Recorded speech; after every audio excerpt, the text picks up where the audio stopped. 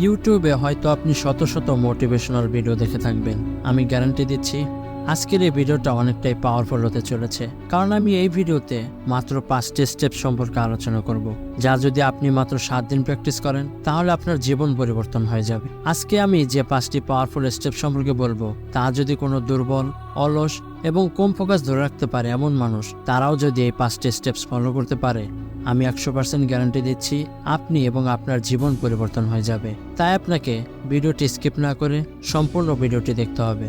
So move on my first steps. প্রথম steps হলো phone off, screen off and mode on. যদি আপনি প্রথম স্টেপস সঠিকভাবে পালন করতে পারেন তাহলে পরবর্তী 4টি স্টেপস আপনার জন্য সহজ মনে হবে।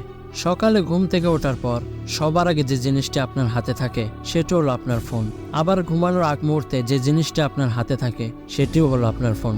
আপনি কল্পনাও করতে পারবেন না আপনি কতটা সময় আপনার ফোনের পিছনে ব্যয় করছেন।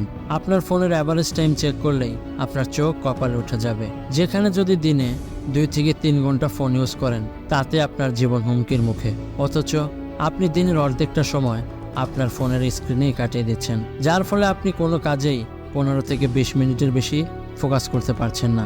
ওই সময়টা চলে গেছে যখন আমরা বলতাম মোবাইল আমাদের জীবনকে সহজ করে দেবে, কিন্তু না, এই মোবাইল এখন আমাদের জীবনকে নরক বানাতে শুরু করে দিয়েছে। তাই যদি আপনি আপনার জীবনকে আলাদা লেভেলে নিয়ে যেতে চান তাহলে অতি তাড়াতাড়ি আপনার ফোনকে অফ করুন এবং আগামী 7 দিনের মধ্যেই আপনি রেজাল্ট দেখতে পারবেন। আপনার ফোকাস, আপনার মেন্টাল হেলথ এবং ফিজিক্যাল হেলথ উন্নত হতে শুরু করবে, সেই সাথে আপনার মন সতেজ হওয়া শুরু করবে। স্টেপস 2, লার্নিং সাম স্পেশাল স্কিলস। আগামী 7 দিনে হয়তো আপনি কোনো নতুন কিছু পুরোপুরি শিখতে পারবেন না, কিন্তু চেষ্টা করলে ক্ষতি কি? আপনি যদি এই 7 দিন নতুন কোনো একটা স্কিল শেখার ট্রাই করেন তাহলে আপনি আপনার ধ্যান, জ্ঞান সমস্ত কিছু ওইখানে ব্যয় করতে পারবেন। আপনার ফোকাসটা কোনো খারাপ দিকে পড়বে না। আপনি নিজেকে প্রিপেয়ার করতে পারবেন সামনের দিনগুলোর জন্য।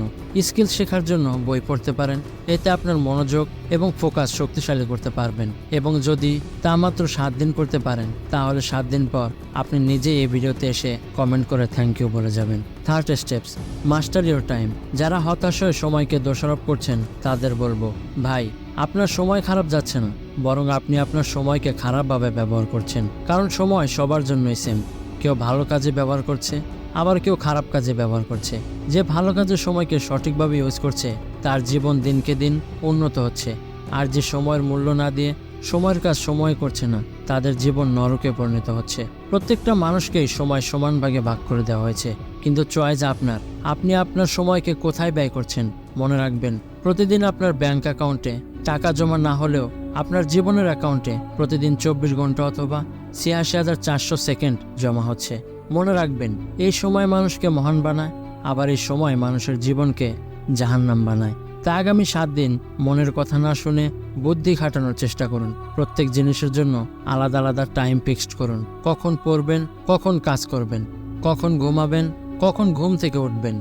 24 ঘন্টার জন্য একটা রুটিন বানান। আপনার টাইম কন্ট্রোল আপনার হাতে রাখুন। আপনার জীবনের কন্ট্রোল সময়ের সঠিক ব্যবহারের মাধ্যমেই করতে হবে, কারণ যার টাইম কন্ট্রোল ভালো তার জীবন আপনা আপনিই পরিবর্তন হয়ে যাবে। Steps 4, don't think, just do.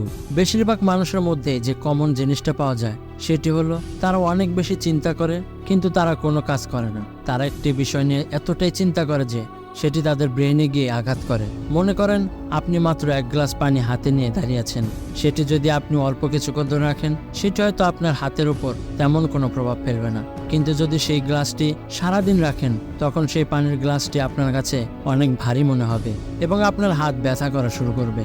ঠিক সেই রকম, যখন আপনি কোনো কিছু নিয়ে অতিরিক্ত মাত্রায় চিন্তা করেন কিন্তু সেই অনুযায়ী কোনো কাজ করছেন না, তখন সেই সামান্য চিন্তা অনেক বড় মাত্রায় আকার ধারণ করে এবং সেই ছোট্ট চিন্তাটি আপনার ব্রেইনে জং ধরিয়ে দিতে পারে। তাই সবাইকে অনুরোধ করব, আপনার মাথায় যত ছোট চিন্তা আসুক না কেন সেগুলোকে বড় হতে না দিয়ে সেই অনুযায়ী কাজ করার চেষ্টা করুন। দেখবেন আপনি যে কোনো কাজ ইজিলি করতে পারছেন আর সেই কাজটি পারফেক্ট হবে। Last steps, become thoughtless and practice mindfulness. এর আগে আমরা জানলাম কিভাবে ওভারথিংকিং রোধ করতে পারি এবং ওভারথিংকিং কিভাবে আমাদের ক্ষতি করে। আর এখন যে বিষয় নিয়ে কথা বলবো সেটি হচ্ছে প্র্যাকটিস মাইন্ডফুলনেস। এটি হচ্ছে ওভার থিঙ্কিং রোগের মহা ঔষধ। মাইন্ডফুলনেস প্র্যাকটিস করার জন্য আপনাকে প্রতিদিন সকালে এক্সারসাইজের পাশাপাশি খানিকটা সময় মেডিটেশন করতে হবে। মেডিটেশন করার মাধ্যমে আপনার চিন্তা শক্তিকে শক্তিশালী করবে এবং সেই অনুযায়ী আপনার ব্রেন আপনাকে বলে দিবে আপনি কিভাবে যে কোনো সমস্যার সমাধান করবেন। তাই 5 নম্বরের স্টেপস 7 দিনের চ্যালেঞ্জকে আরও বেশি হেল্পফুল করে তুলবে। সো বন্ধুরা, কেমন লাগলো আজকের এই ভিডিওটি অবশ্যই কমেন্ট করে জানাবেন। সেই সাথে সকলেই মাত্র 7 দিন চ্যালেঞ্জকে অ্যাকসেপ্ট করে জীবনকে পরিবর্তন করে ফেলুন। সবাইকে ধন্যবাদ জানিয়ে আজকের মতো বিদায় নিচ্ছি। আল্লাহ হাফেজ।